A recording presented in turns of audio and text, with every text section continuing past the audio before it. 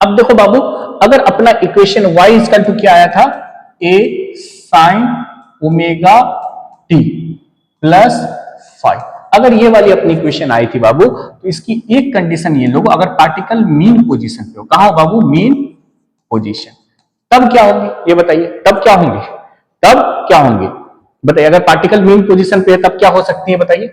और जब पार्टिकल क्या हो बाबू, एक्सट्रीम पोजीशन, जब पार्टिकल क्या हो, एक्सट्रीम पोजीशन पे, जब मीन पोजीशन पे हो तब एक्स की वैल्यू क्या होती है बाबू, 0 होती है, तब फाई इनिशियल क्या होगी बाबू, वो भी 0 डिग्री होंगी, तब इनिशियली भी क्या होंगी बाबू, ये भी 0 डिग्री होंगी। जब आप यहां देख सकते हैं जब मीन पोजीशन पे, तो ये क्या होगी बाबू, ये 0 डिग्री पे होगी। ठीक है, मेरी बात समझ में आएगी नहीं। In that case we can write y is equal to a sin omega t। क्या मेरी बात समझ में आएगी नहीं। जब ये एक्सट्रीम पोजीशन पे होंगी बाबू, तब फाई की वैल्यू कितनी होती, 90 डिग्री, y 90 डिग्री। अगर एक बार पार्टिकल ऐसे चम कर रहा है, ये 0 डिग्री है, यहां से यहां गया, यहां से गया, यहां गया, यहां गया, 0, पाई बाई 2 ट्रेवल किया, फिर पाई बाई 2 ट्रेवल किया, फिर पाई बाई 2 ट्रेवल किया, फिर पाई बाई 2 ट्रेवल किया। तो ये एक्सट्रीम पोजीशन पे, एक्सट्रीम पोजीशन पे कितना ट्रेवल करेगा एंगुलर फॉर्म में, पाई बाई 2। क्या मेरी बात समझ में आएगी नहीं आई। तो अगर ऐसा कर रहा है पार्टिकल, अगर ट्रेवल, अगर ऐसी हो रही है बातें, then we can write y is equal to a sin omega t plus pi by 2। sin 90 plus theta is equal to cos theta, याद होगा, sin 90 plus theta is equal to cos theta. In that case we can write a cos omega.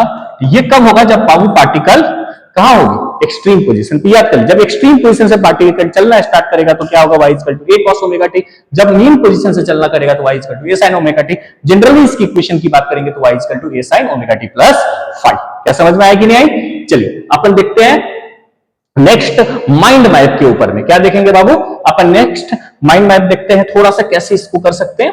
ठीक है, अगर मैं बताऊं, अगर मैं इसके बिहाफ से अगर अपन देखें, हा?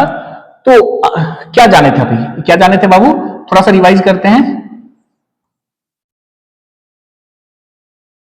Equation of S H M, क्या ये जाने थे कि नहीं, equation of S H M.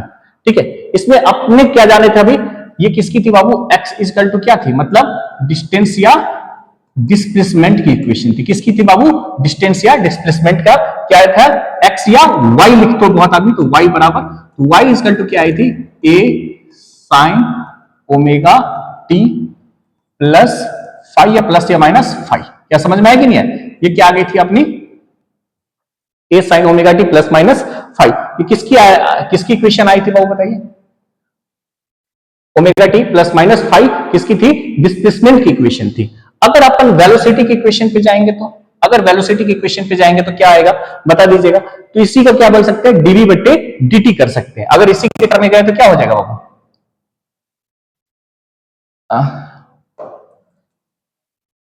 अगर वेलोसिटी के लिए देखें तो y इक्वल टू अपना क्या आया था, a sin omega t plus 5। तो अगर अपन वेलोसिटी के टर्म में भी जाते तो ये क्या हो जाता है, वेलोसिटी dy बटे dt।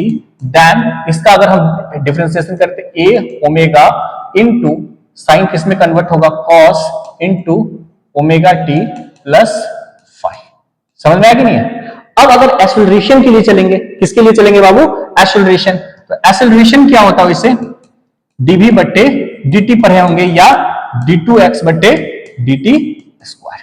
cos ओमेगा टी का differentiation minus sine omega t, तो क्या होगी बाबू, माइनस a ओमेगा, फिर से ये बाहर निकल जाएगा, a omega square sine into omega T plus 5 या प्लस माइनस 5। ठीक है, मेरी बात समझ में आएगी नहीं। This is the general equation of SHF. Next video में हम लोग कुछ क्वेश्चंस करेंगे। Thank you so much.